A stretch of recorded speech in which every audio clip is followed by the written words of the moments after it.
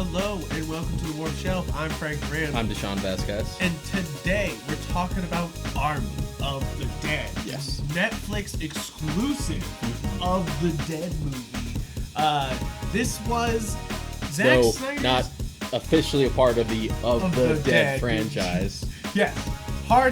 Not easily to be confused because obviously because he did Dawn of the Dead where you're just like, that's part of the franchise. Like, so is this a sequel? No, this is not a sequel. This is actually, it feels like most of this is for fun. You know, like that's kind of what this feels like. Is that like Army of the Dead is definitely a like Zack Snyder lost his daughter, and that's the reason why he stepped down from doing Justice League, and then it went in a completely different direction, and he felt like he lost control, and he did Army of the Dead, and it, you know, had full control. You know, Netflix, which is an idea that he had for a while, and then was able to. I think he had said he was just in a meeting with Netflix over other stuff. Yeah, and then he had like brought it up, and they're just like, "Yeah, let's do something with that." It's funny though; they did ask James Gunn to write this one.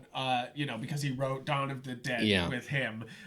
They did ask him, but he was working on Suicide Squad. But really, who's the Suicide Squad here? Because like that's kind of what this movie is. It's like is that like Dave? Because it's funny because Dave Bautista. It's like there's several connections to Suicide Squad here, not just like plot similarity, but like also just like they asked James Gunn to write this, but like he couldn't because he's doing Suicide Squad. Dave Bautista turned down Suicide Squad to do this because it was basically like, Dave Bautista, you could be one of 32 characters, or you could lead a Suicide Squad, you know, like, and you're just like, all right, you know, like in a big budget Netflix movie, you know, like you're just like, fine, sure.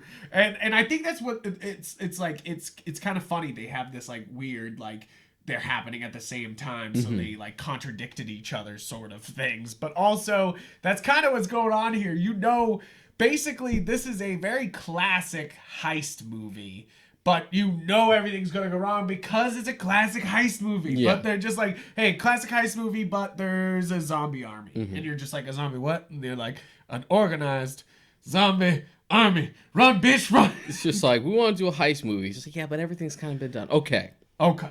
Zombie heist movie. In Vegas. You're like, okay, I think we have something. That's the thing, is this is definitely one of those movies that's like very strong on the pitch. And I think that's what definitely carries this movie a lot. I think definitely, even though this is an uncompromised vision, you know, like 2.5 hours. Mary, of course, was like 2.5 hours for a zombie movie, and I was like, no, I was like, he gets to do whatever he wants now. That's the thing. Is Zack Snyder's going, I'll do a 3-hour zombie movie. Don't fucking hold me back. And I remember Dawn. I remember Dawn of the Dead and Day of the Dead, like the original ones, being at least like 2 hours. Right. So it's just like I mean, it's definitely it's said it on IMDb, the longest zombie movie of all time. Like, you're just like, well, that's surprising. Sure. And which is funny because from Zack Snyder, who's like, I will force you all to watch a 4-hour movie. Like, sit down, folks, to watch the new Justice League movie for 4 hours. Like, this one is definitely like, I made the Suicide Squad do a heist movie, and it's definitely like right off the bat, I'm saying Suicide Squad a lot, and you're probably thinking 2016 Suicide Squad. Is that the year that Suicide Squad came out? No, like exactly. This is like, that movie is so fucking dumb. They're just like, oh, excuse you, Frank. That's Academy Award winning Suicide Squad to you, young man. I'm sorry. Yes. No. I mean, the costumes are fantastic. Let's say that. And like, I love bringing that up just to make people mad. Right. And just like, wait a minute, what? But like, it's one of those things that like Suicide Squad bumbles on its heist. You know, like, oh, what's the twist? Here's Amanda Waller. She was the heist all along. You're like, that's fucking dumb. You're just like, that's stupid. This is much more like very classic heist movie. You know, like very much like you know who's bad, who's not involved. You know, like you know, like things are gonna twist and turn. You're just like, oh yeah, of course. And there are also certain contrivances that need to happen because we gotta keep the stakes going and keep the formula intact. But what I'm saying about the length though is that like yes. I'm glad Zack Snyder's getting his uncompromised vision. Would I have slashed 30 minutes off this movie?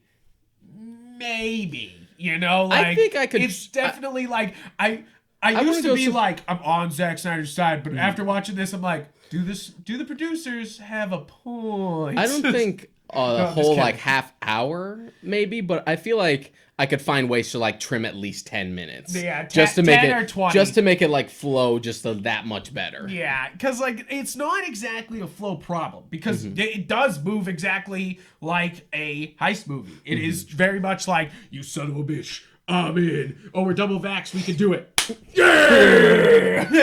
And we could like that's half the start of the movie is just being like.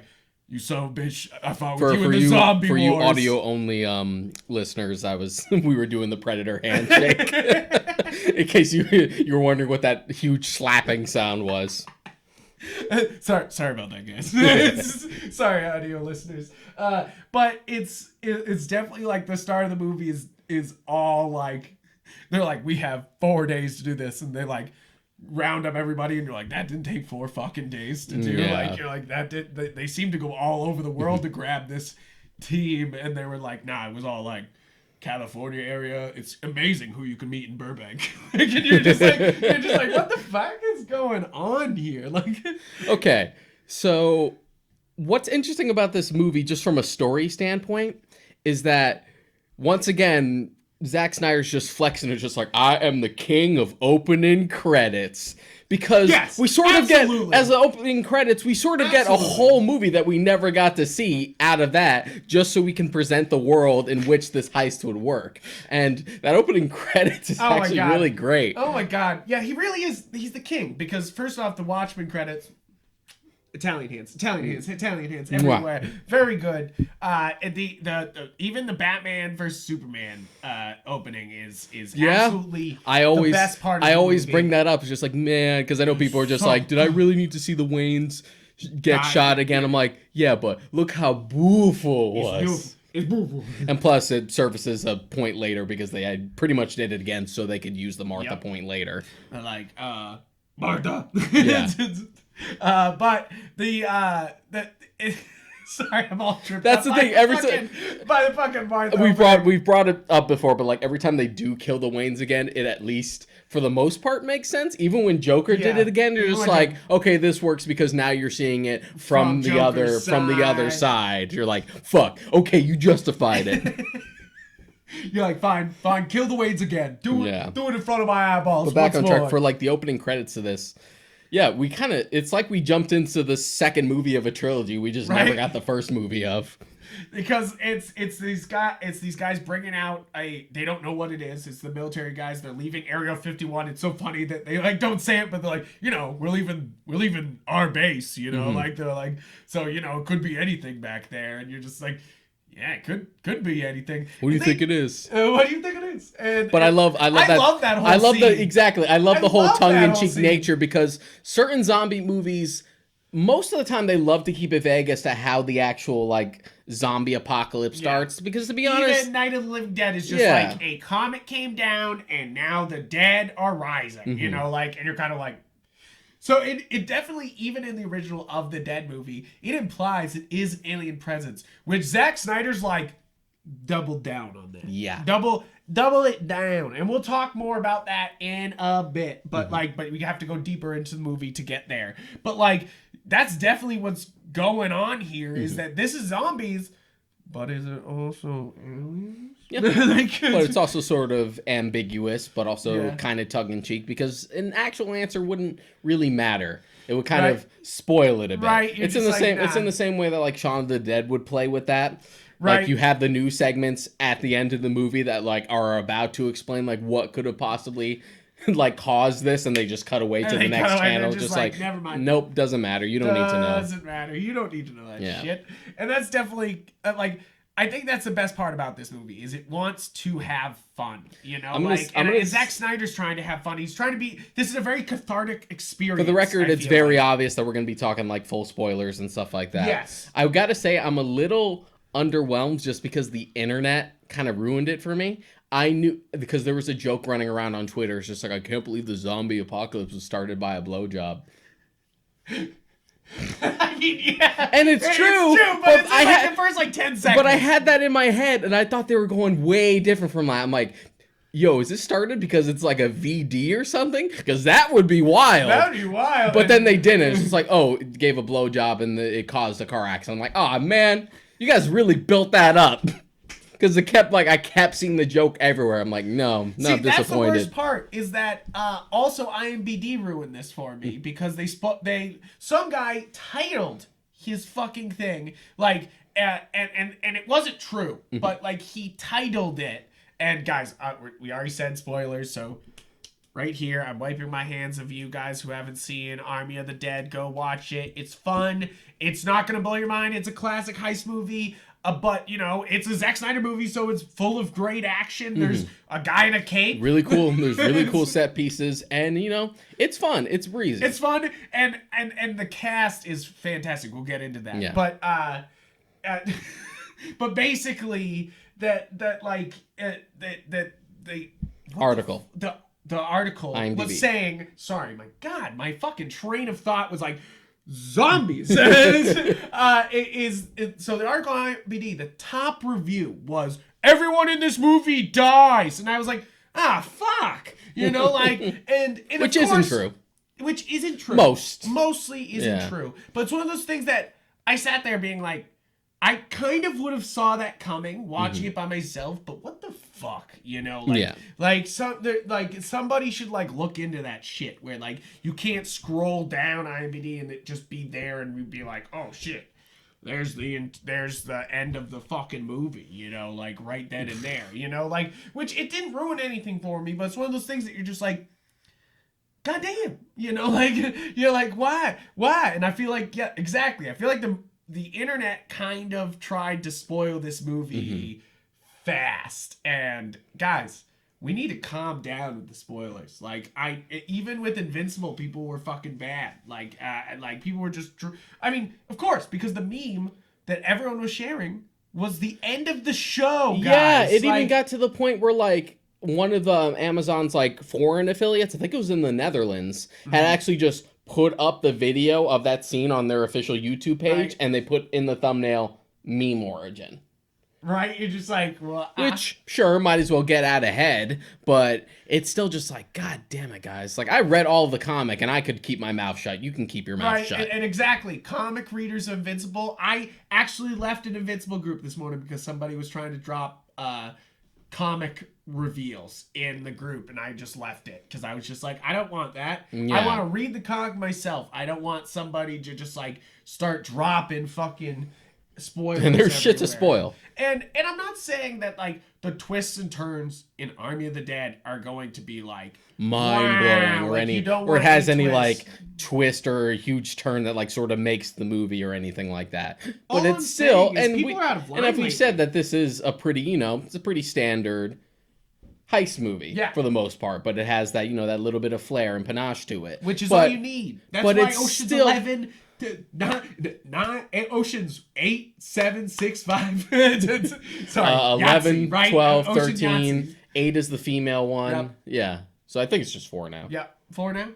No, I mean, well, then there's the originals and the originals. So but like it's one of those things that like all you need for a good heist movie is a good cast. Like that's all you need. That's pretty much what carries the entire Ocean's movies. And guess what? This movie has it. You know, like I actually really love this cast. Dave Bautista actually. This is a real case for Dave Bautista as a leading man. Really, I felt really though. I felt like the first time I had sort of felt it was his brief little performance in Blade Runner 2049. Everybody points to that. Yeah, You put tiny it's a great glasses on Dave performance. Bautista, Yeah. give him an Academy Award. Let his hair just like be gray and stuff like that, and have him play a tragic character. Even though he's only in that for a couple minutes, it's a really good, powerful performance that like you remember throughout the rest of the film. And I think he does.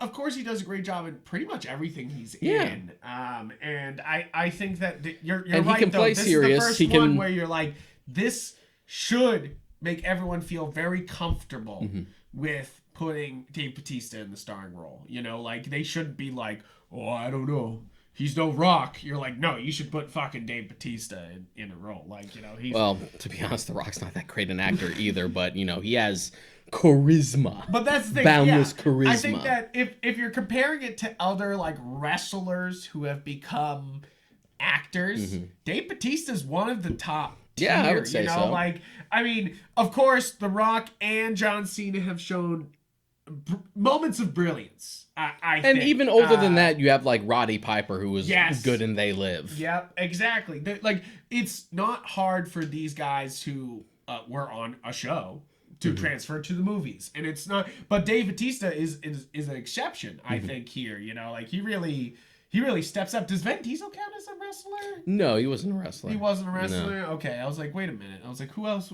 I was trying to think of other wrestlers who have tried to act. I'm sure Eddie McCain is like, he's just like, you guys are forgetting. We're not wrestling guys. Sorry, guys.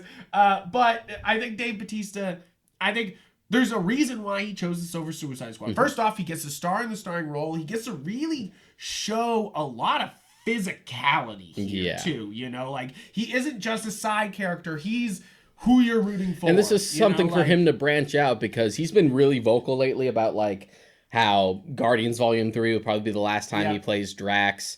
And he's talked about how, like, he's getting older, so it's tough to, like, keep that same, like, physique. But also, you know, when it comes to shirtless scenes, they're always, like, dehydrated as fuck. It's just like, dude, I'm getting old. I can't do this anymore.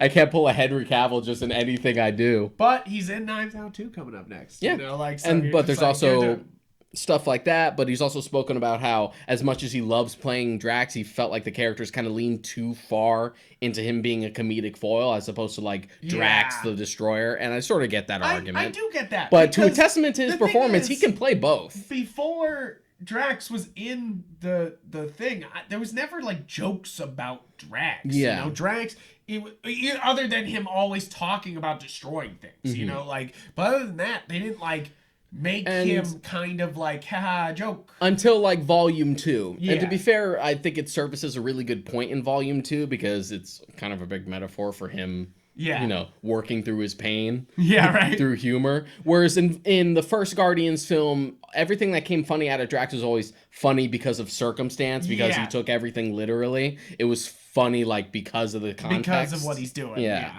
And I think that here he gets to be funny, he gets to be soft, he gets to be the hero, and he gets to be way more serious than I would have expected. Way more serious. That was one of the things that did surprise me about this film, is that as light and breezy and it's like, yeah, whatever. It's a zombies in Vegas.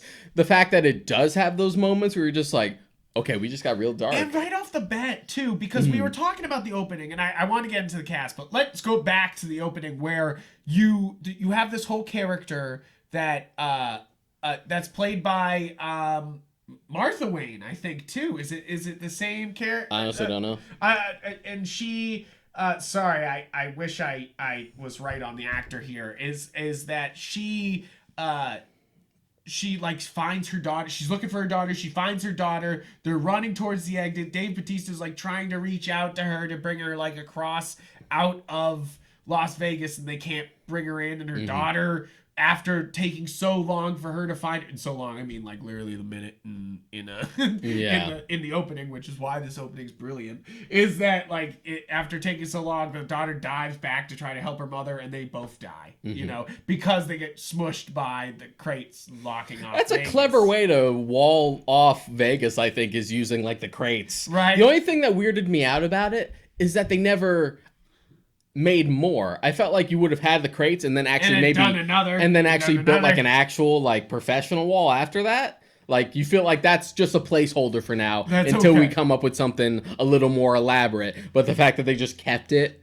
and they were just like camped straight up around. I It's like I don't feel like these crates are impenetrable. And sure, most of the zombies are just kind of lumbering, so it's not going to matter. They don't say that it's Trump as president, but they like imply that it's Trump as president because they're like, wouldn't it be super patriotic as hell to drop the nuclear bomb on June 4th, and then they move it up, which is absurd. No shit, to drop a nuke even faster. We were going to drop it on the 4th of July because it would be, quoting the president, really cool. You're just like, wait, hold on. And there's also other like questionable things they say there where you're just like, yeah, he's saying that it's probably Trump who's president.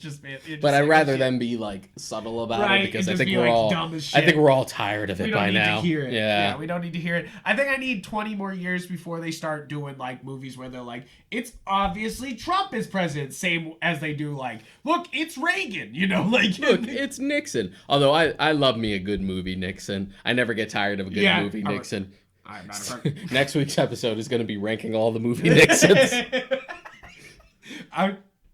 Can we do that? Are we allowed? Are we allowed to do Are we ready? Are we ready for this? But I absolutely love this cast.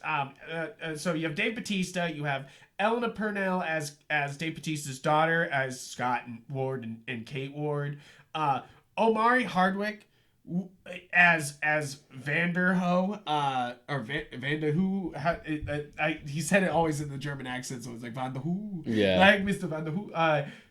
Omari Hardwick is so damn good in this. Yeah. Like, he's a blast to watch. He's a blast. Like, it's one of those things that, like, you hear the behind the scenes stories that he had to like work his ass off to get ripped because he's just gonna stand there with a fucking saw for half the movie. With like this fucking dead rising ass like big buzz saw. Like, and he doesn't even get to use it for like cutting through a wall at any point, other than the one time he cuts through the car in the beginning and like. Yeah, someone else actually uses it to like cut through a Coyote wall. uses it. Yeah. I was like, what the fuck? And so I was like, he didn't get to use his saw. Like, I was like, damn, that could have worked.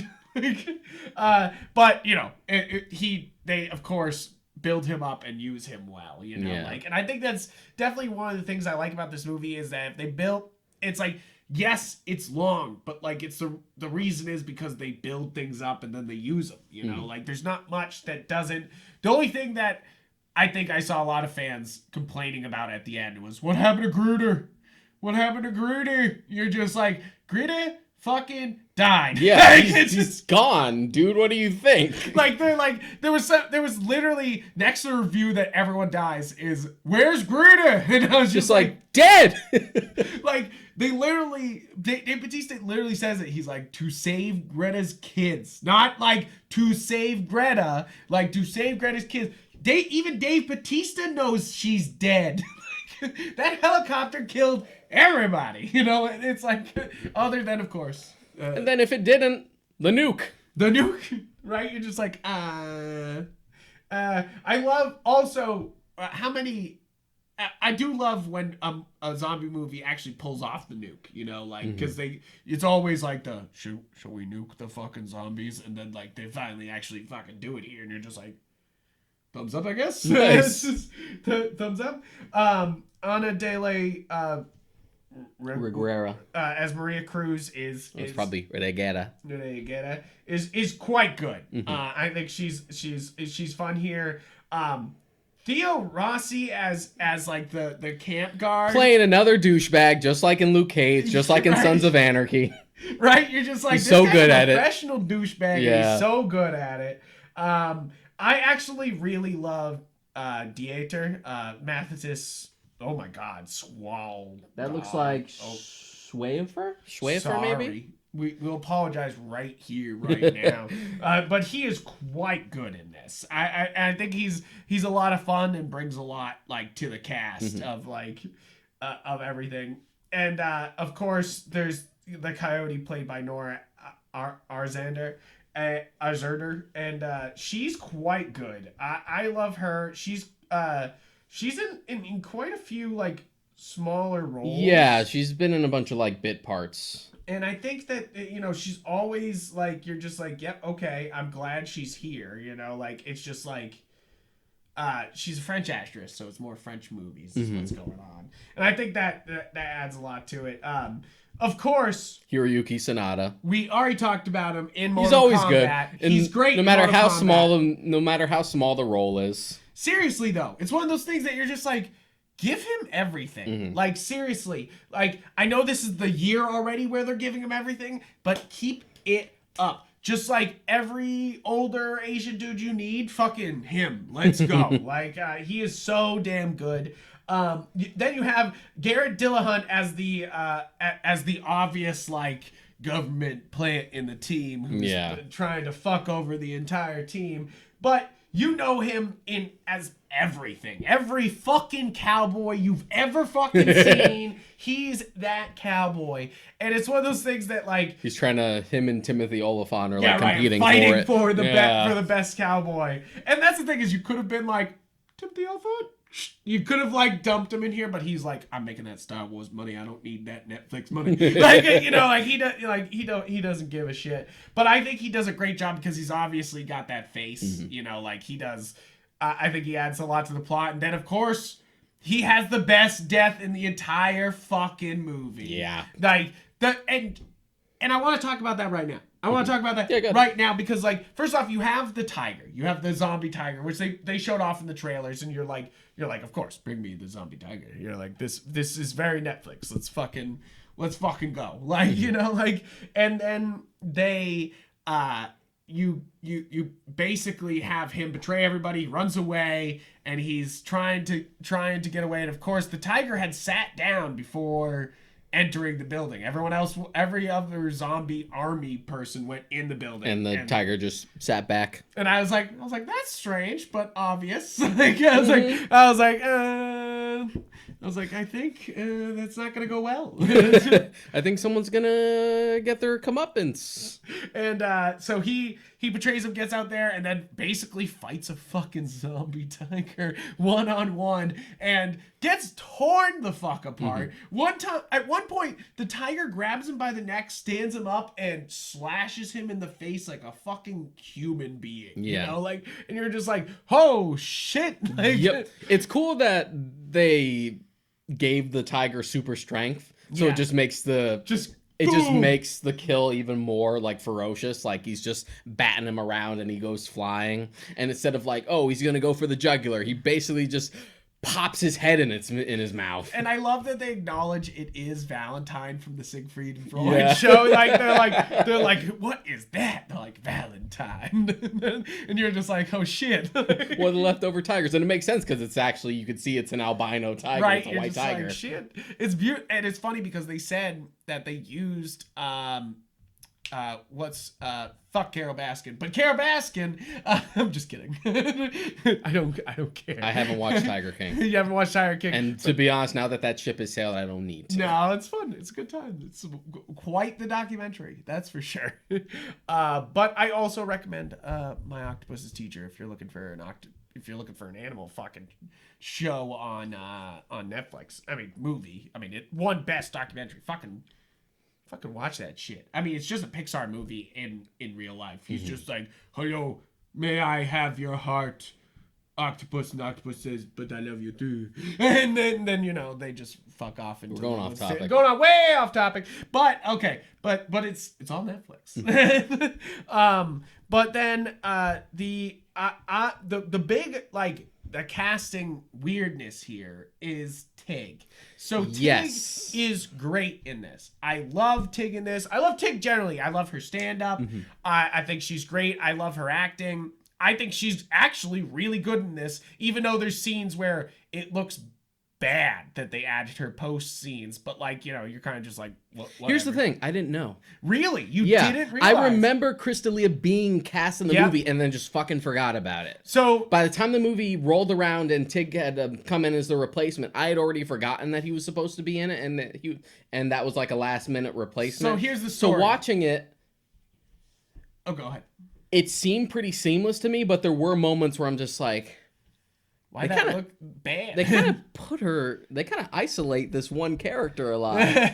just like there's something off about this, and I can't put quite my finger on it. And then I found out like after I had already watched, I'm like, oh well, now it's all it's very interesting because we, you know, in an era of Me Too, they've replaced a lot of actors in post, but this is a very interesting case because they shot the whole movie with Chris D'Elia, which. Yeah, he was caught texting young minors like, yes, pull him out of your movie. Fuck, what the fuck, you know, like, god damn. Hey, at least we have the means to do it now. Right, exactly. You know, like instead of being like, oh, to be fuck, honest, we have to deal with this, I still say you know, that like, the movie more or less is blameless. I mean, these things are shot so far ahead of time that it would have been like, hey.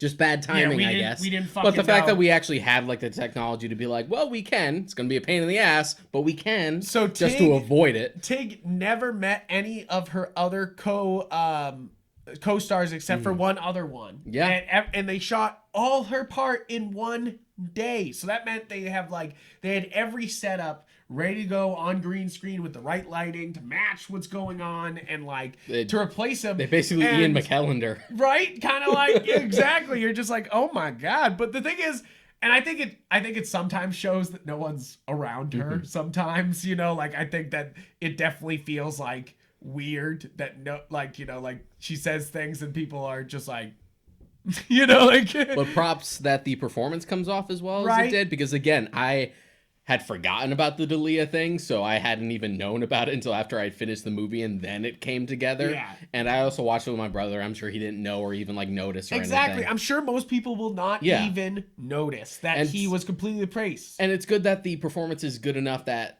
it's not too distracting or anything, because that's a really hard thing to do. Yeah, exactly. I mean, she basically Lando Calrissian's her way into your heart, which is definitely. There's a lot of movie references going on here with this movie too. They say a lot of Star Wars references in this movie. Of course, there's a big heist movie love going on. Definitely a lot. Of course, everybody's it's such a everybody they grab is such a reference to another movie. But they even have Tig say, what a hunk of junk when she sees the helicopter. And you're like, that's what Luke says when he sees the Millennium Falcon. And then they have her come in at the end just like Ripley. Bishop in Aliens. Yeah. I even said that when we were watching it. I'm just like, oh, the helicopter's not there. It's gonna come in. It's like, oh shit, Aliens moment. Aliens.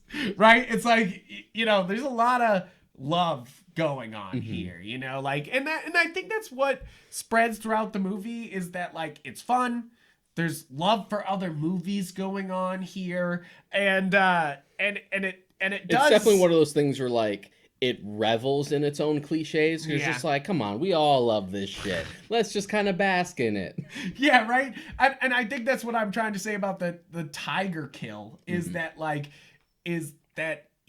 Zack Snyder shows his horror roots, and also that this is a zombie film by the tiger just munching his fucking face for literally 6 bites on camera, just popping it like a grape. Bah, bah, bah, bah. And then they pull back and his face is half gone, and they hold it, you know, and definitely one of the more gruesome face removings I've fucking seen on live action, you know. And it's good that it's as seamless as it is. And sure, we're in a post-Revenant world. Once you see poor old Leo get assaulted by a bear, right, then you got to step your game up as far as animal attacks so are zombie concerned. tigers, especially because there is a part of me that's just like, man, you got to miss practical. Back in the day, we would have had a real tiger. But it's also just but also fuck that. Let's just keep people safe. How about that? Right, exactly. You're just like, nah, it's fine. It's totally fine, and it looks really good. You know, the only parts that I didn't think looked good were some of the Tig moments where they put fake smoke around her, and you're just like, well, that's, I mean, if you didn't know, you just thought that was a weird moment. For me, you're just like, well, they're trying to cover that she's not actually in that space. Yeah, and they also said that there wasn't any room for her to really improvise. She had to really stick to the script because everything was all shot and just ready to go, and everyone's reacting to her, and it, exactly. The last scene, I give it to them, you know, it looks pretty good. And, you know, she's such a big part of that whole last scene that, it's pretty wild they were able to just be shoop, You know, like I give it to Zack Snyder there. You're just like, all right, cool. Yeah. You know, like that's I still that's haven't wild. seen all the money in the world, but from what I've heard, like the replacement from Kevin Spacey to Christopher Plummer was pretty seamless. That's what I've heard. I just haven't watched it.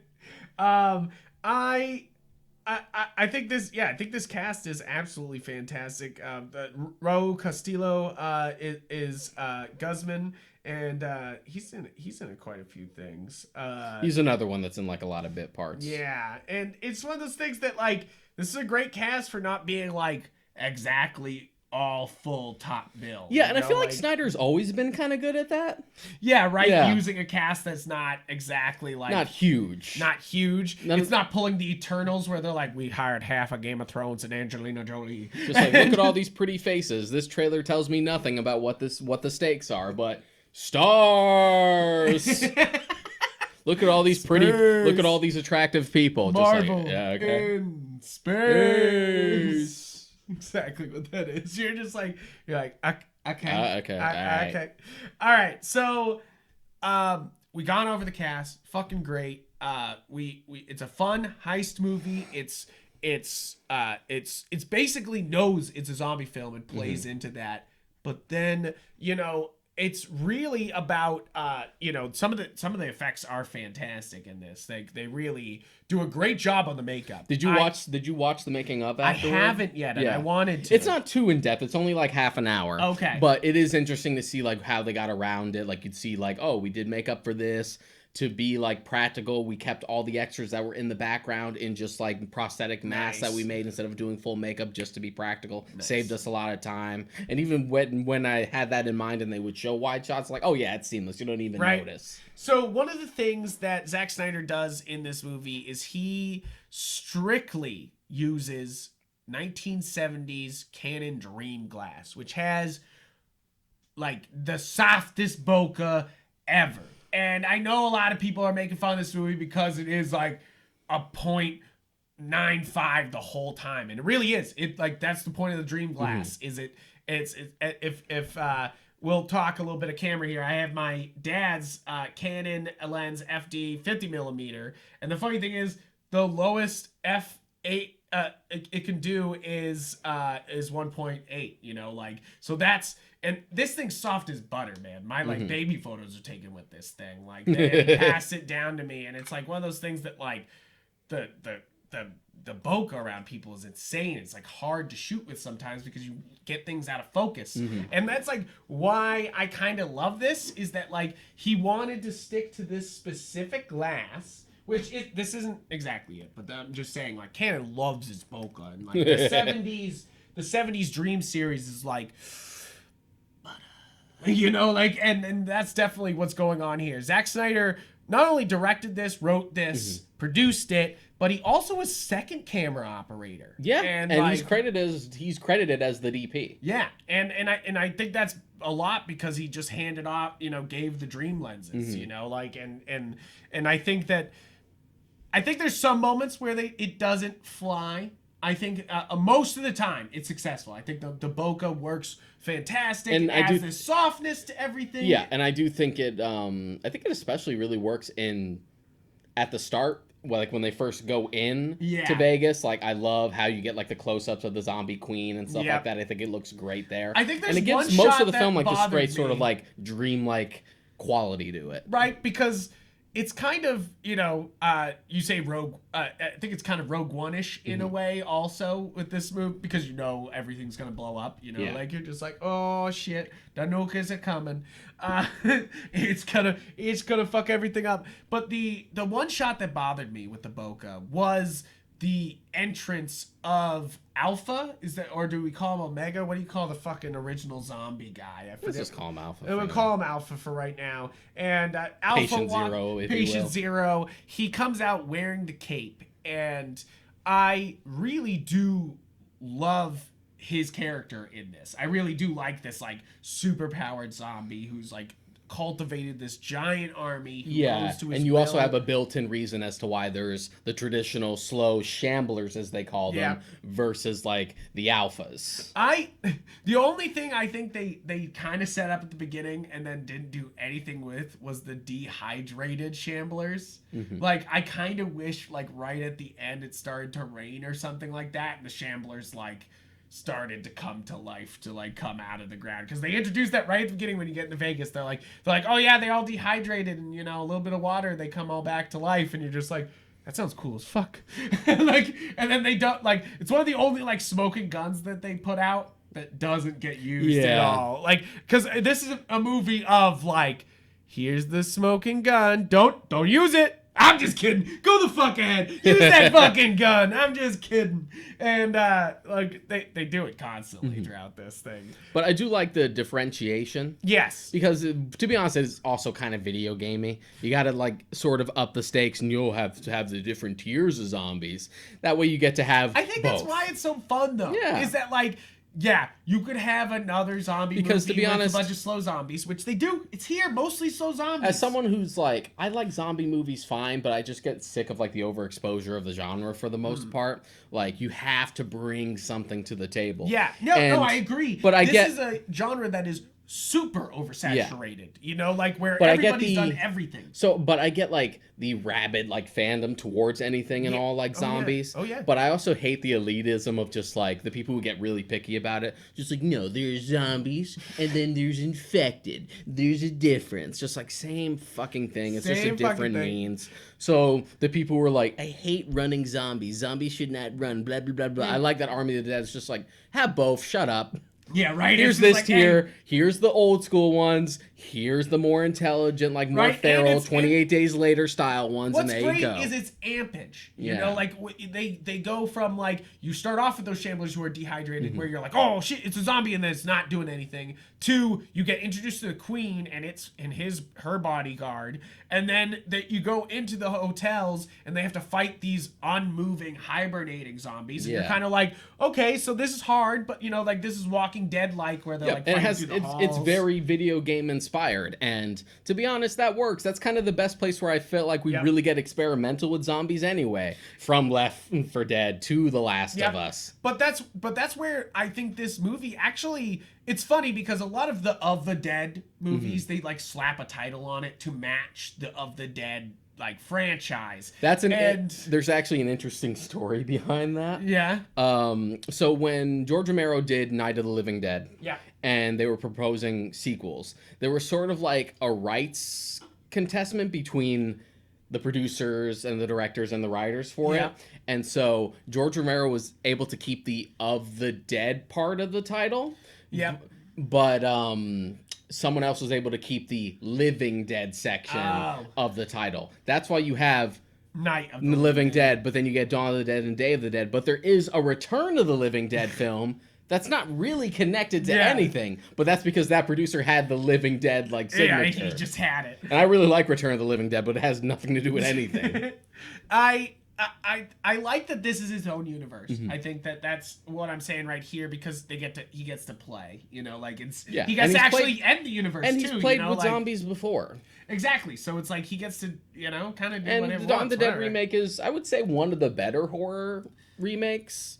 I still prefer the original. I like that, like, hard-hitting, just like, look what consumerism has left you. And there's a little bit of that in the remake, but it's more just like, hey, this is fun. Yeah, it's a good time. But I do love that both Zack Snyder zombie movies do something with zombie babies. Yeah, right.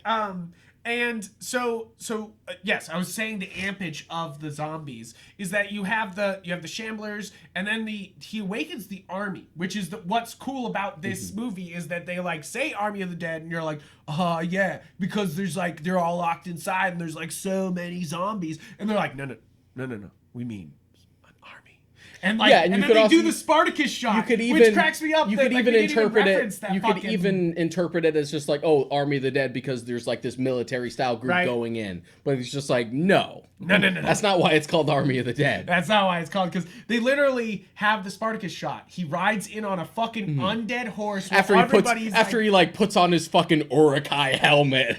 Fight the halflings! Right? You're just like, oh, It's shit. like, shit, fine. Shit. Fine. And the army comes after them, and that's where it, like, really amps up. And then it's just, like, really just the alpha fucking fighting them, and he is but wild. in a way where it's still intimidating and fun, and it doesn't get, like, World War Z ridiculous, where they're, like, climbing like ants on top of each other or anything like that. It's funny. It feels very Resident Evil here with that final boss. You know, like, it feels like a final boss. It feels like, oh yes, a just stronger All right, time zombie. time to fight the tyrant. Yeah, right. Gotta fight him. I kind of love that they don't just they don't abandon either the genres they're in. You know, like they don't abandon that this is a heist movie, and they don't abandon that this is a zombie movie. Mm-hmm. You know, like, and they also, you know, handle it like an army movie. You know, so it's kind of just like, it's not like fucking not an army movie. You know, like, it's very much starts off so and then continues to A lot of dick measuring. Lots of dick measuring. I think the cast really carries this movie from beginning to end, and really makes you fall in love with a lot of characters. And then, of course, like I said earlier, they just fucking get wrecked, which you know was going to happen. It's a zombie movie. What the fuck were you here for? And that's kind of, I mean, that's why I was upset about him saying it, is that, like, yes, as a zombie movie, I expect everyone to die. But also, you're kind of like, doesn't mean you need to tell me. The fuck, dude? The fuck, man? But I think this is just so much fun because they all get to work together. Everyone gets their moment to shine. And it's kind of funny because, like, it's just another team movie, and, you know, like, he gets to do his team movie, you know, like, it's basically You get that flavor of that in the same way that, like, Baby Driver is just a heist movie or just a getaway driver movie, but it's Edgar Wright's heist/getaway driver movie. So you have that distinct flavor to it. Right, exactly. And of course, that means there is slow-mo everywhere. And there's, like, seriously, I was like, watching, everywhere. I watched the Vanity Fair interview with Zack Snyder, and he had, like, brought up that people always bring up he loves slow motion. He's like, I don't like slow motion that much, guys. And he's just like, I bet if you looked at my films, there's probably a low percentage. And then he says immediately afterwards, like, no, it's probably like 60% or something. He's like, ah! He's just like, nah, they're going to actually do this and they're going to get me. And they definitely don't do too many slow-mo. Like, it's not, I think this is a lot less than Justice League. We brought this up with Justice League. Before Justice League, he had kind of moved away from that. Yeah. Like, you had it in 300 and you had it in Watchmen and Sucker Punch. But after that, it kind of, like, dialed back. There's not really any of it in Man of Steel or BVS all that much. And then it's like, now he's starting to rekindle his love for it a bit.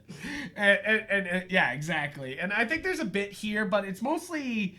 A lot of the slow-mo is the end final shot, the heist plan, which is always slow-mo in every fucking movie. So, like, I'm not blaming Zack Snyder for, like, use of the slow-mo here. Yeah. You know, like, this is definitely not as, like, what did they say, like 10% of Justice League is slow-mo or something, like 5 to 10% is slow-mo or something like that. It's nuts, but also at the same time, it's like, it's an epic movie, you know, like, yeah, it kind of, that's the thing, is like, I do feel like I love this Netflix movie, but it definitely almost deserves to be seen in theater because it is a big bombastic thing. You know? It is definitely a popcorn flick. It's definitely a popcorn flick. Like, definitely, yeah. Don't go in expecting something crazy. You know, is basically my thing. Is like, I went in being like another zombie movie by Zack Snyder, and I feel like, as like a benefit and a curse to all the hype and all like the media surrounding the Snyder cut for Justice League,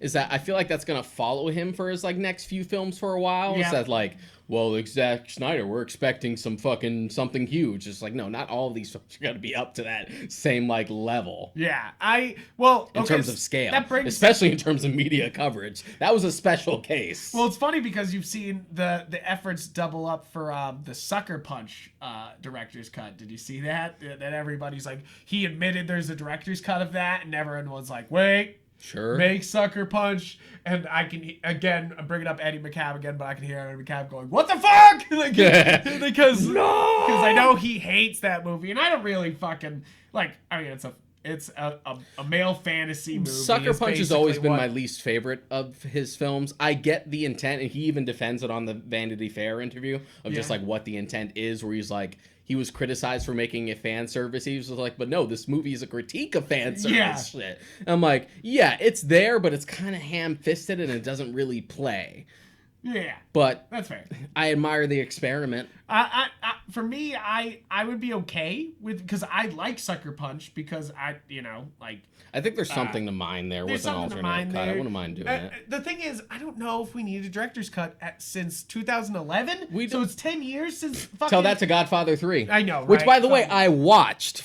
Remember, I said I was going to. Way, I did. I finally pulled the trigger on it. It sure is Godfather 3, but shorter.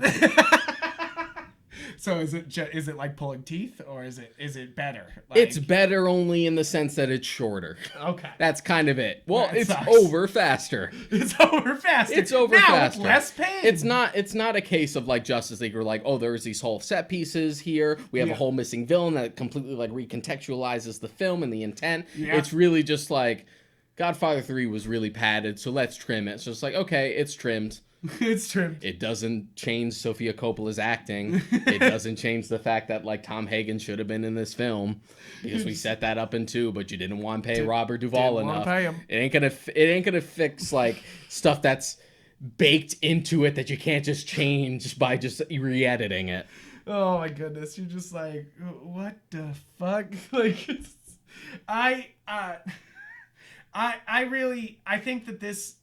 Yeah, right. You fucking threw me off fucking everything. I had to bring it up because I was gonna forget it because I brought it up like episodes ago that I was probably gonna do it.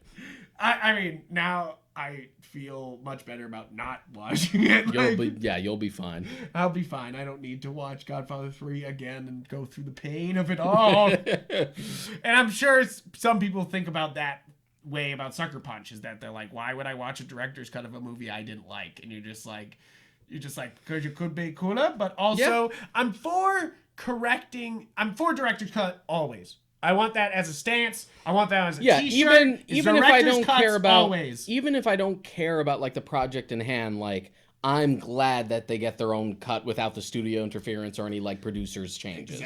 Exactly. You know, like, and as I said, it's so easy to act like the producer and be like, oh yeah, we could probably cut 30 minutes off of this, you know, like when really like that's ridiculous because you have this big story that you've been working on, and like we talked all about of a sudden just being like, we talked about it in the Justice League episode, but they're important, and you get to the point where sometimes the director's cut overshadows the original in public consciousness because that's the one that becomes available and the ones that generations take away from it. Like I watched Terminator 2 and I forget that like the dissection of his head and stuff, or like the funny scene where he tries to smile isn't in the theatrical. Yeah, you're like, wait, what? Just like, oh yeah, that is a director's cut edition, but I only think of the director's cut in mind. Oh yeah, I mean, absolutely. With Lord of the Rings, I just can't watch non-extended editions. I literally am just sitting there going, where the fuck is this scene? And you have more stuff like that. You have like Blade Runner's a whole fucking can of worms. Yeah, a can of fucking worms. You're just like, wait, hold on, no, don't do that. I think it's kind of funny that this is one of those movies that was stolen from WB and given to Netflix, because it's like, it's definitely one of those things that would be at home on HBO Max right now, you know, them being like, here's another new movie, you know, like by Zack Snyder. That's the thing, is like, but it did have a super limited theatrical run, so you sort of have a similar situation here. Did. Okay, so I really like that they play up that that you got to keep theater safe, and you got to keep Tig safe, because like you're going into a zombie movie, you got to like be like, yep, these people are and even she important. Brings up just like, hey, he's most important because he actually has to open the thing, but I'm at least second most important. I love that shit. You're just like, yep. You're like, yep, you gotta pick There's that a pecking shit out. order here. Gotta pick that shit out. I think that once they're inside, I think this movie does not have a pacing problem. Mm-hmm. When I'm calling off like the 30 minutes, I definitely don't think that there's moments where you're just like, oh my god, get on with it. Like, it's just definitely like it's the longest zombie movie of all time, you know? Like, just like, it's just those moments where you feel like this is a little indulgent. Like, it's not distractingly so, but this could still afford to just have like a little definitely trim. Not like them singing a song about Aquaman as he swims off. That's not that indulgent. I mean, That wasn't written in the script, Frank. That's just how women react to Jason Momoa. It's fair. They just happen to have the cameras Remember on. when we saw him at a Comic-Con and he was just the tallest motherfucker I've ever seen? Like bumped into him by accident. And we're like, oh, it's just like, oh, that's Jason Momoa. Oh, he's huge. Oh my God, he's huge. That's a big man. Really was. Really one of the biggest men I've ever seen. Like, you're just like, Jesus Christ, that's a mountain. Literally looks like Frank Frazetta, Conan the Barbarian. Right? It sucks that like his Conan the Barbarian was such a piece of shit. Because he literally looks like he stepped off the page of the Frank Frazetta art. You're like, oh man. Oh man. I know. You're just like, give him more Conan. Just give him a good director for Conan.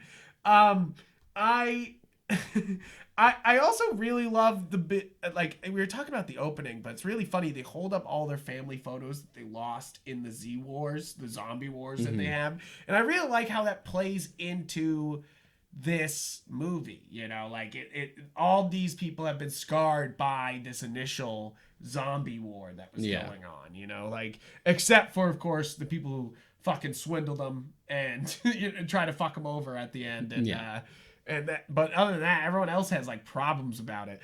Even you have the moment where Maria Cruz tries to tell Scott Ward, so Dave Bautista and Anna de La Reguera, like that I love that moment too, because it's one of my favorites. Is that she finally admits to him that she likes him, that she's been waiting for him to like not run away anymore, which is funny. It's one of the deeper parts about this movie is that it's constantly about Dave Bautista's character running away, you know, like, and at the end they actually do it, and guess what, that's the same plot as Godzilla vs. King Kong, but without the fucking hand fisting. You know, like, you're just like, hey, look, like, he has a history of running away, but like he pulled it together here. As far as like comparisons between the two, I mean, they're just as ridiculous in different ways.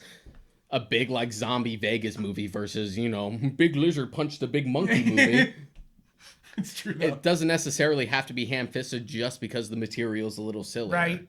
It works really well, but like, she admits she loves him, and then literally the zombie army breaks through the elevator at that moment, and full on Wonder Woman him. No, what's Invincible? What's the girl in? What's the Wonder Woman clone in Invincible? War Woman. War Woman. They just War Woman her, where Omni-Man fucking spins her head around. That's exactly what that first zombie does. He just like takes her and spins that head. I kind of love that like morbid sense of humor. That sounds like a scene I would write, just because I can hear the like, oh man, can we just get to this cool Vegas zombie? Do we have to have room for this fucking love story shit? Just to be like, oh, it'll be there, but I'm just gonna like shit in your cereal while I'm at it.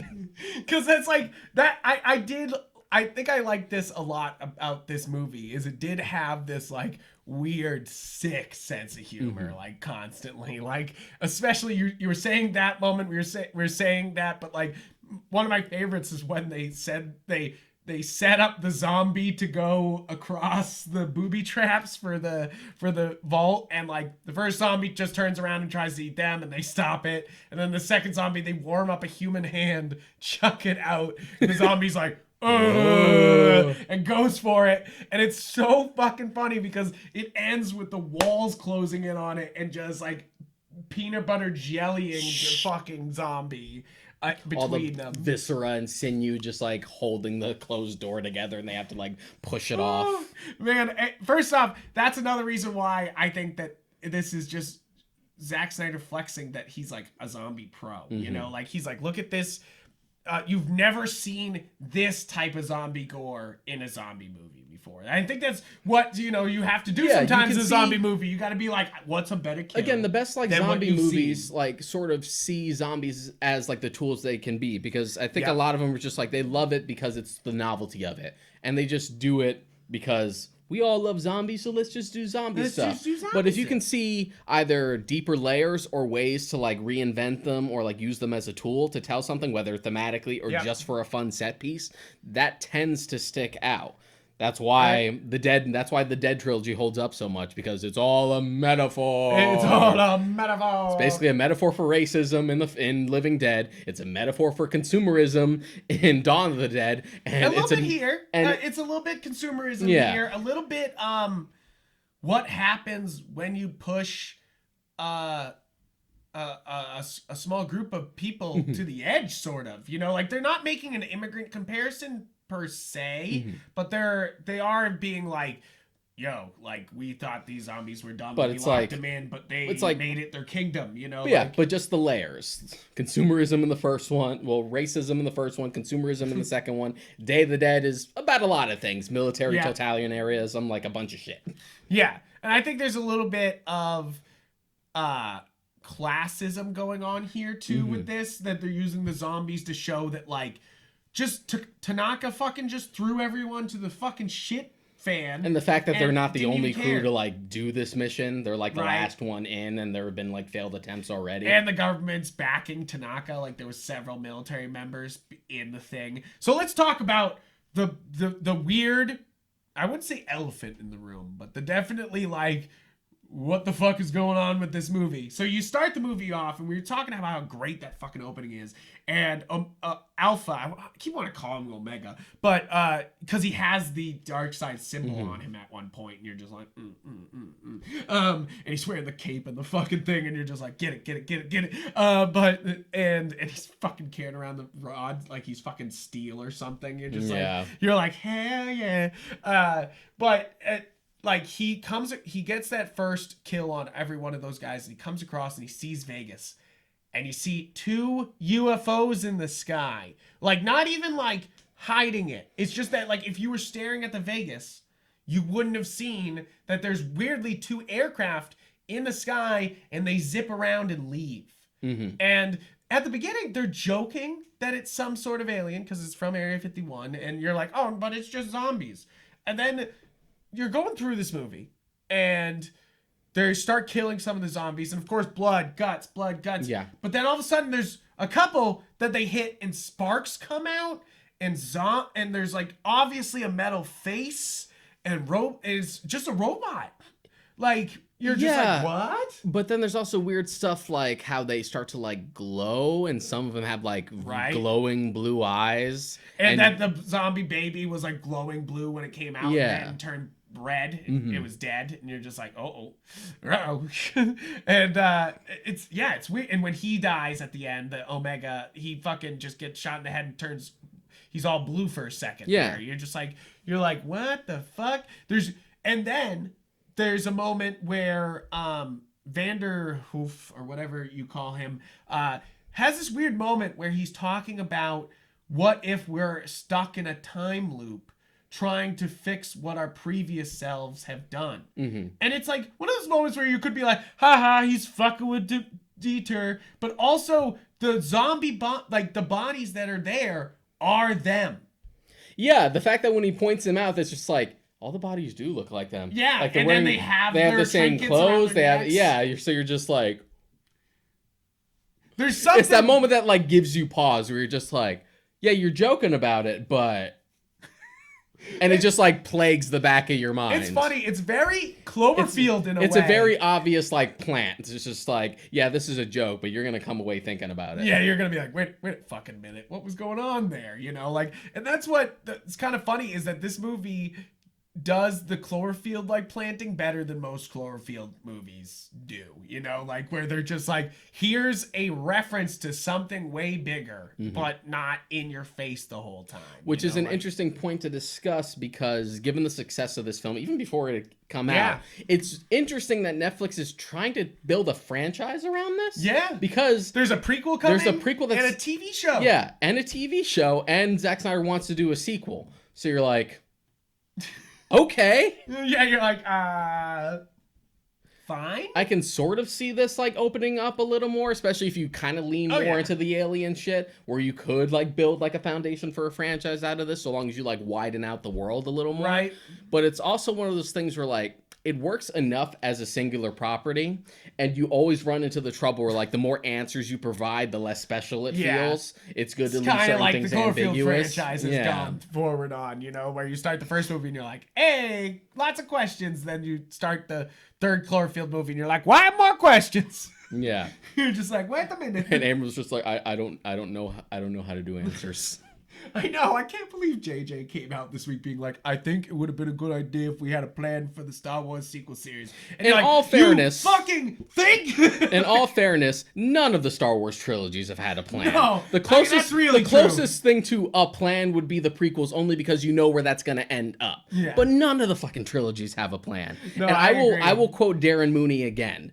The sequel trilogy didn't need a plan. Rise of Skywalker just needed a fucking vision. Yeah, it needed fucking balls. It just needed a Basically, take. Yeah, it needed a take, and basically not to shun its predecessor. Exactly. Like, Empire Strikes Back shook up the Star Wars universe just as much as The Last Jedi. And sure. we didn't fucking just go Return of the Jedi. And sure, nah, Return of fuck the that. Jedi has its own problems of just like, it's okay, guys. Remember the first movie? We're back on Tatooine again. The Death Star is back. Even that suffers from it a little bit, Yeah. but it doesn't like fall on its face to the level Rise of Skywalker does. Definitely. Where it's just like another Death Star. And you're like, what the fuck, dude? 4 Death Stars? 4? I don't want to ever fucking see a Death Star again. I didn't even like the stupid fucking Death Star cannons in Rise of Skywalker. Enough with the planet destroying. We need to come up with something else. But they have a Sith army on what's its name? Starts with an E. Exegol. Exegol, which they made up. It's, You're just like, it's the Sith Jesus Christ. homeworld. I thought Korriban / Moraband was the Sith homeworld. Don't worry about it. Don't worry. We don't watch those cartoons.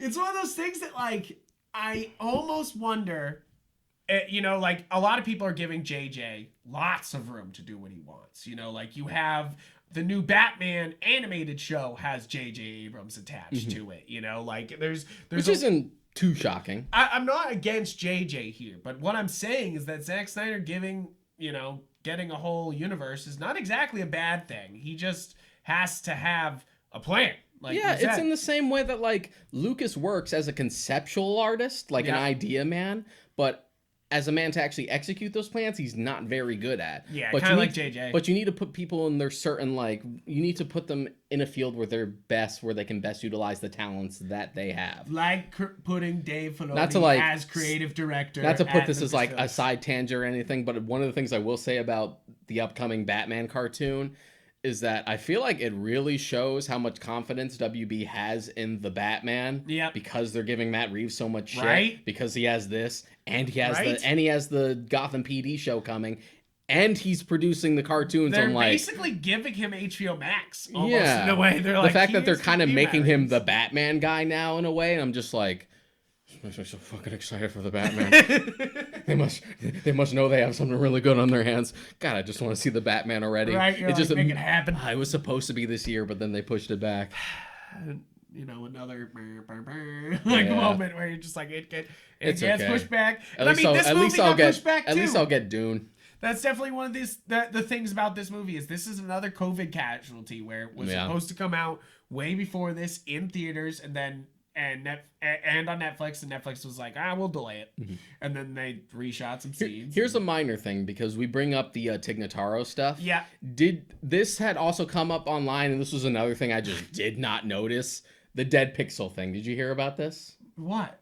There were certain scenes that were shot on the cameras that had like dead pixels on them, and people were pointing them out online. God. And the worst part about that is that this is Zack Snyder's first movie shot completely digital. He used those film lenses. Yeah. But this is his first film. He even did Justice League on film. And this is the first one where he was like, I'll just shoot digital. Make it so easy. We'll go through everything. At first it started as just like an then innocent thing. dead Like pixels. You're like, fuck! there were people I would follow who were just like, oh, there was a dead pixel in Army of the Dead. I got real scared for a second that I thought it was my TV fucking up. I'm like, oh, there's just a dead pixel on this shot. And that was it. Yeah. But then, of course, people have to fucking turn it into a big deal. And that's the thing is like, I think Netflix could fix that. They go in, add the pixel.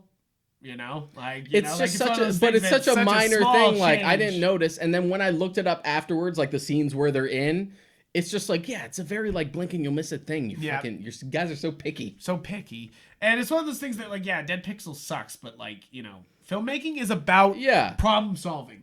And it's just one of those. That's one thing that shows in this movie, and I think that's why I give this movie a lot of breath, is that a lot of effort went into making. It's just one of those things that would end up on like IMDb's like goofs and like mistakes stuff. But that's as far as it goes. It ain't that big a deal. Right? They're like dead pixels in Army of the Dead, and then they show you a bunch of screenshots, and you're just like, Okay, and that should be it. Yeah, like, and you can also see the cameramen filming the car in Evil Dead. Right, you're just like I can name a bunch of like fun movie mistakes. Yeah, and I really don't think there's many other crazy mistakes in this either, you know? Like and like definitely I was saying the Tig Notaro like scenes look a little too sussed in sometimes, but like it overall looks really good. And the tiger looks good, the zombies look good, the I really do love the bokeh on everybody. I was saying it earlier, but like I just sat there being like, ooh. I think my only thing was, and maybe this, and again, this always comes up every time we talk about horror movies, it's always me just being like, we could have gone further. We could have gone further. And I'm just saying, as far as just like deaths are concerned, because I love the tiger death and like some of the stuff the alpha does. But I think we could have just had a bunch of set pieces like that. We do have creative set pieces on. I know the shot is in every trailer, but I really fucking love the shot of Batista running on the tables with the gun. I know, it's awesome. Yeah. It's that whole sequence, because he's using such a powerful gun that is able to pop off so many rounds, and it literally just tears the It's one of those things apart. where like it sounds kind of like plain on papers. It's like we're gonna have Batista run on a table and shoot while he's running on the table. You're like, okay, I guess that's an action shot for us. But then the way you see Snyder shoots it, you're like, damn, that's one of the best shots in the film. Right? It's dope. Wild. And even you know, a lot of movies do the like helicopter going on the side of the building. Even that looked pretty darn good, you know, like But it's just me like coming from other like famous zombie movies, like one of the part of the reasons that you get really creative with the kills, and there's a little too much of like the stock, like the zombies have crowded me and I'm obscured, we got to leave them behind. Just like if this was Day of the Dead, you would see them being ripped into pieces. Well, because they usually take a lot of people prisoner, which is the funny part about this. That is true. You know, like a lot of people that don't get ripped apart on screen are taken as prisoner. But there's still been like no zombie kill that has ever topped it for me than Day of the Dead, where they rip a dude's vocal cords out and you hear the noise. Yeah, and you're just like, he screams and he gets really high pitched as he peaks as they take his vocal cords out. You're just like, love that. That's amazing. That is fucked up. Like you're just like, no, that's fucked. Like, love it. Yeah, there is a lot of people who pull grenades and just explode, but kind of you need it in these situations. Yeah. You know, like a lot of people do just are like, okay, I'm going down, and they fucking like take the grenades out, and you're just like. You're like, at least they needed it, you know, to take out the whole people. I love Omega walking up to the glass and like touching it and being like, toasty friends, no. Like, my toasty friends. My comrades. My comrades. I really do love like I love him throwing the bar through Coyote's fucking shoulder and her just getting stuck in there, and you're just like, dang. And then the drop of the head off the building, where I was like, is that gonna really end the zombie? And I was like, when it hit the ground, I was like, oh yeah, no, never mind. I knew very wrong. I knew Coyote wasn't going to make it out of this. To be honest, I kind of saw from the start that the daughter would probably be the only survivor. Yeah, right. But it's still just like, man, Coyote was my favorite. What the fuck? Coyote was pretty great. I love her fucking over the dude, like, right away. You know, I love that you think, it's like, okay, we got it. We already... Because it's funny, because you already have the dude who works for Tanaka, so you're like, we already have the jerk. We don't need another jerk that sort of ticks that box. Sorry, I just spit. I love that they're just like, all right, here's another one, but then it's immediately just like, I just brought you to be bait. Yeah, right? You're just like, oh. And the fact that they're just like, everyone in the crew is just cold about it. It's just like, nah, you're a piece of shit. Leave him. Right. You're just like, oh, shit. Like, I kind of love that, like, kind of cold humor going on here, you know? Like, there's dark humor, but there's a lot of cold, like, you're a motherfucker. Like, let that motherfucker die. They're just like, and you're just like, shit. But then of course he becomes the an alpha zombie, and he fights. They of course fight him at the end. And you're just like, so of course, it bites you in the ass. Of course, you know, like of course it is, you know, like because that's the thing is like I like how many times Zack Snyder sets up something and it pays off here. It doesn't. And it doesn't seem too contrived. It's definitely just like, here we go, you know, like here's the next bit, you know, like I set this up. If only we hydrated those zombies. Right, that's my only one that I'm just like, and that could have fed into like my whole thing. It's just like I could have used more creative set pieces, even more. We could have gone more. I want some hydrated zombies. Right, hydrated zombies, freshly hydrated zombies. Like it would, kind of like crazy. instant food, just like evaporated milk or something. Just add some broth. water. Just Instant zombies.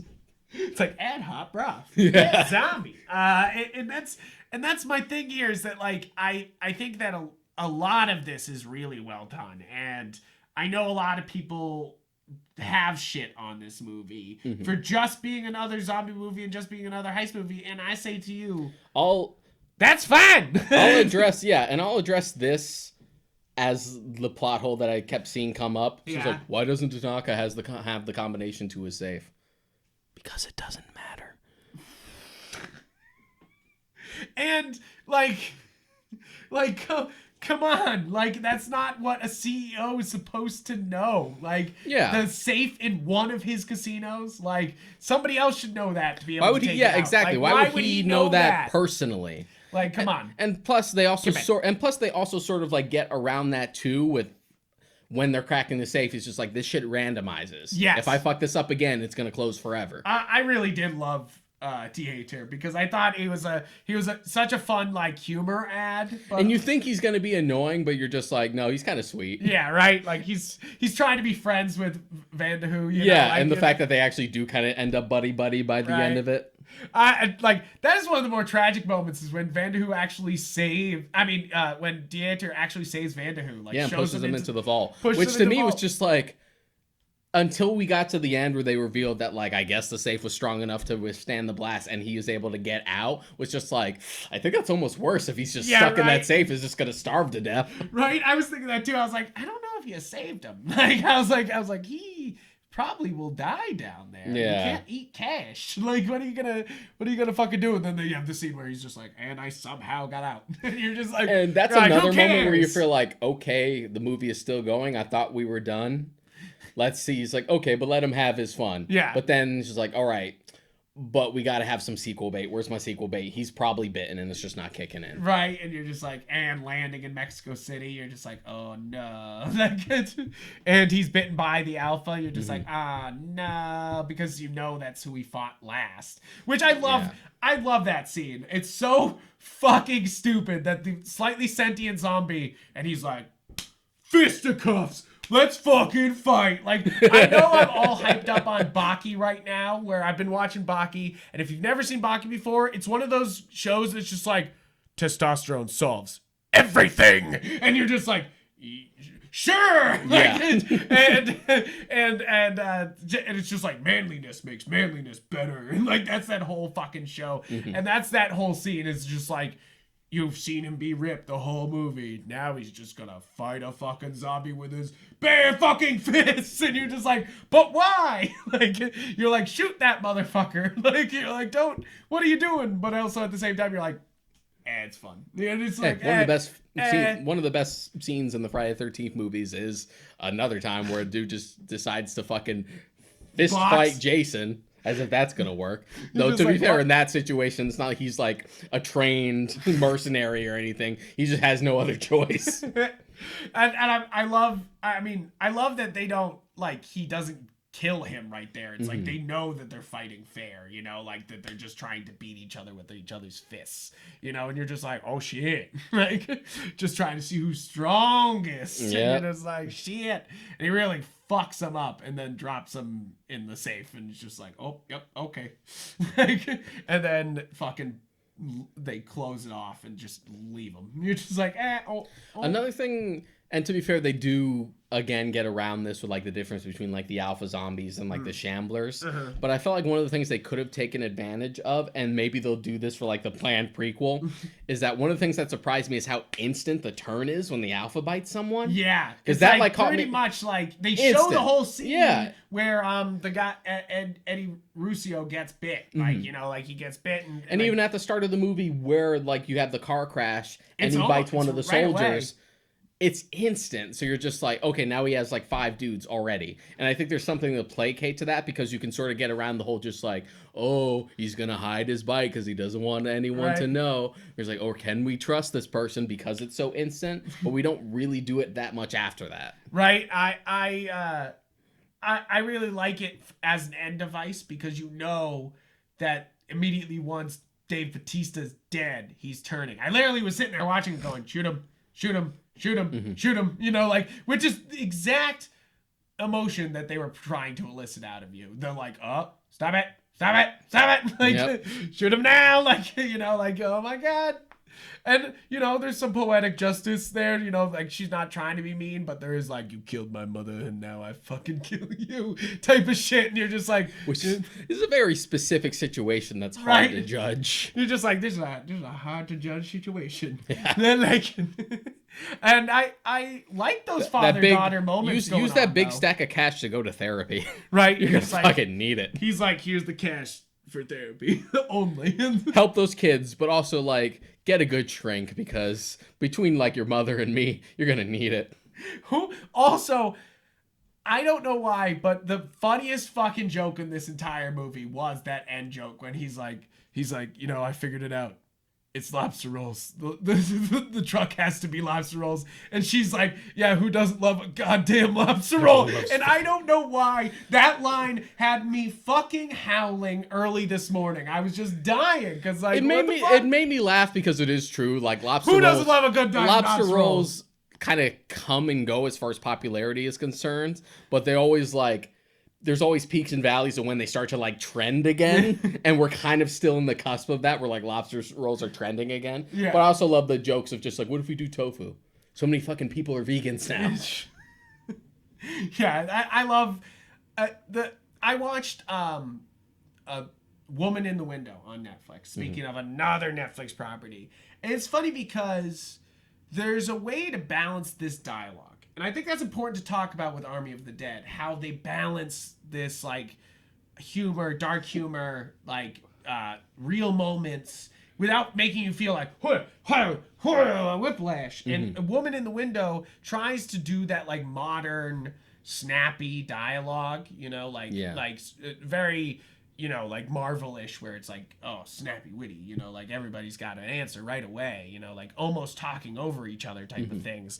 And like, you get this serious whiplash from Women in the Window, from all its like trying to be goofy, trying to be serious. Oh my God, this is happening right now. It's like where in Army of the Dead you are not exactly whiplash. Yeah, even the Marvel movies sometimes have that like whiplash. Like I always you're like somebody's mom just died. You're like ha ha ha ha. I always think of like Thor Ragnarok as much as I like this movie. Yeah, I like Thor Ragnarok. Like, do we have to make a joke after Asgard blows up?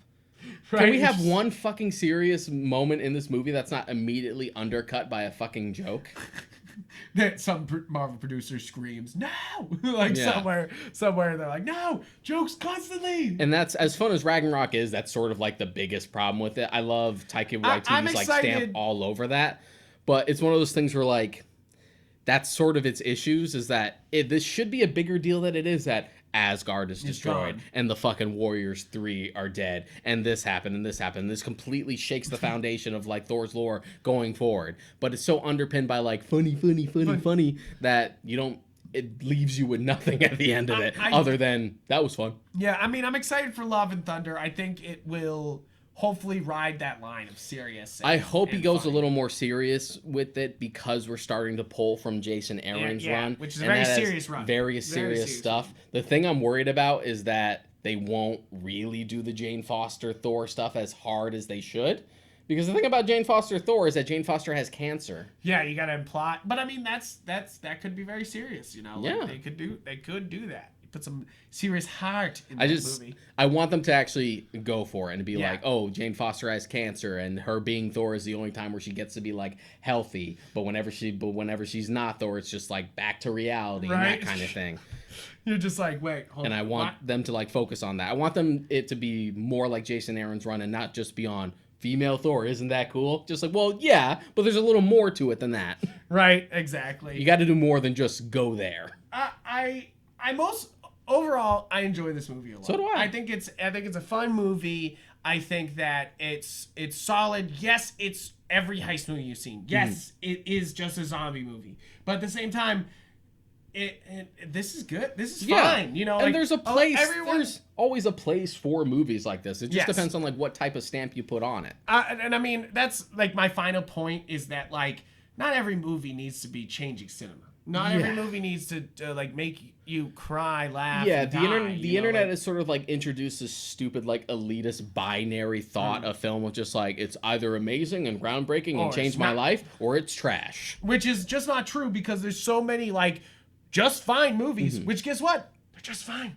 They're good. I like them. You know, like, I'm totally cool with that. That's why I fucking hate the term mid. Mid bothers me so much. Just because like, it implies that, like, even if it's okay, it's not good enough. Yeah, and I see a lot of people here giving this like a 6 instead of a 7. And for me, 6 implies that it's you know, you don't have to watch it. You know, like, it's just like, oh, no. 5 and 6 is bad, and you don't need to, like, you're starting to step 6 towards... to me is sort of like the American grading system, where it's just like, it's a D. It's a D. I mean, you passed, but yeah, you barely passed. Yeah, I think of a 6 as mostly like, this is a fine movie, but it's not good. And 7, I think of or not as, required watching. Yeah, I think of 7 as, like, actually good and worth watching. You know, like, and 8, of course, as, like, oh, this is getting good, to 9, to which varying is like, oh shit, and you it's need to just watch like this. And varying 10 is degrees like, of like required watching. 10, if we rate anything on the show a 10, it means like, what the fuck are you doing right now? Please watch this. You know, like, depending on the person, because there are people who just like to give out 10s like willy nilly. That's not like, what they should. As a person who like. Not so much anymore because I'm too busy writing a fucking book, but like someone who used to write a lot more like reviews and stuff and use a numbered rating system.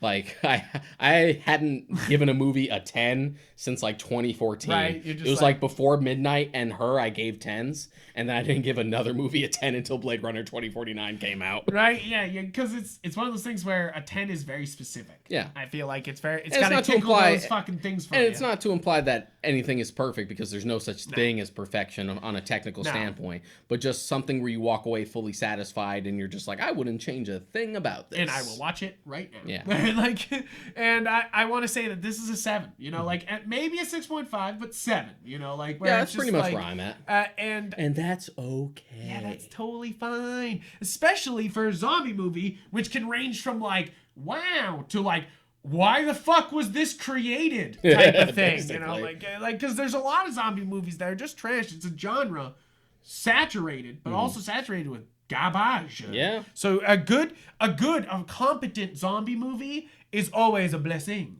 and I think that this is a blessing. You know, like, it's a big blockbuster zombie movie that's on Netflix right now, and you can watch it. Like, we're not sponsored by Netflix at all, but like, you know, like, you're not fucking going to the theaters to watch this, which you could, and it would work still, but you could just watch this at home and have a good time, you know, like, and you're just like, it's a good example of like a, not really a straight to Netflix movie, because it did have the theatrical run for like a week or two first, but still like one of those examples, as opposed to something that was like dumped on there like Cloverfield Paradox. I really do think this kind of cements Zack Snyder as the 2021 streaming king, though, you know, like, right? You know, like he got the Justice League out, you know, like, which is against insane. all fucking odds. He got it out this year, and then that took over the internet. And now you have Army of the Dead, which, oh, did you see that Evil Dead movie that's going to be on HBO started filming the other day? Yeah, and I was like, oh shit, I'm down. The Evil Dead franchise hasn't had a single bad entry yet, give it so to me. We'll see. Sorry, I'm getting fucking thrown off because I love Evil Dead. Evil Dead's one of my favorites. You know, like, it's one of those like few unmarked franchises so far. It's just like all the movies are good. Even the remake is good. Even the fucking TV show is good. Even the show. They're like, go for it. So like, sure, make another one. Yes, absolutely. Basically, thank you guys for watching, for listening. Thank you for checking out the show. Please subscribe, follow, comment, do whatever. We're on every podcast platform, but you can watch our beautiful faces on YouTube. You can also check us out on Twitter and Instagram. I'm Yupfrank there. I'm Mod Krika there. And guys, thank you so much for all your support. please keep watching movies with us. Like that's, I mean, I feel like that's half the fun of these. We do a record and you're like, oh, maybe I need to watch that movie so I can listen to that episode. Or engage with us on the Discord or stuff like that, or any of the social media platforms we mentioned. Yes, Facebook. We're already on. We already see Twitter and Instagram, but like Facebook and most Discord. Most of the time, what I'm talking ones. about, especially lately, the past couple weeks, all I've been talking about is fucking horror movies on Instagram. Right. Because I've been on a huge Shudder binge. Just like, we're halfway to Halloween. It's good enough for me. It's good enough for me. It'll work. But thank you guys, and I hope you have a great rest of your day. See you next time. Adios.